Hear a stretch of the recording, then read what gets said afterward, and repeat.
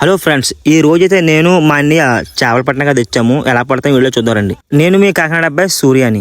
Friends, ఈ వలన అయితే మేము 3 భాగాలుగా చేసుకుంటాం. ఒకటి చేతుల్లోకి, ఒకటి చేతిపైకి, ఒకటి మిడిల్లోకి. అప్పుడే వలన అనేది బాగా వస్తుంది. ఈ వలన అయితే మేము వరుసలని పిలుస్తాము. కొంతమంది అయితే ఇస్త్రీ వలన కూడా పిలుస్తారు. ఈ ఇస్త్రీ వలని లాగేటప్పుడు చాలా జాగ్రత్తగా లాగాలి, ఎందుకంటే లాగడం రాకపోతే చేపలని వల్ల ఉండమాట.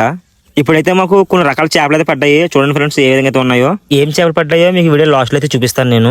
ఫ్రెండ్స్, ఈ ఇసుర వల్ల ఇసురాలంటే చాలా అనుభవం అయితే కావాలి. ఫ్రెండ్స్, ఈ ఇసుర వల్ల నేర్చుకోవడానికి చాలా మంది ట్రై చేస్తారు, బట్ అంత బేగ్ అయితే రాదు. నేను కూడా నేర్చుకోవడానికి చాలా సార్లు ట్రై చేస్తాను, బట్ నేను కూడా నేర్చుకోలేకపోయాను. ఈసారి అయితే కొన్ని రకమైన చేపలు పడ్డాయన్నమాట. మేము ఇందులో ఉన్న పెద్ద పెద్ద చేపలన్నీ తీసుకుంటాము. చిన్న చిన్న చేపలను కూడా ఏంటంటే సౌందర్యం అయితే పాడేస్తామట. ఫ్రెండ్స్, మాకైతే కొన్ని రకాల చేపలు పడ్డాయి. దీన్ని అయితే మేము కడచేప అని పిలుస్తాము. వీటిలో అయితే నల్ల చొక్కబొచ్చు అని పిలుస్తాము. ఈ చేపను అయితే మేము ఏంటంటే బొచ్చు అని పిలుస్తాం. ఇవన్నీ మేము సౌందర్యంలో పెరిగే చేపలేమాట. వీటిని అయితే పన్న కడచని పిలుస్తామట.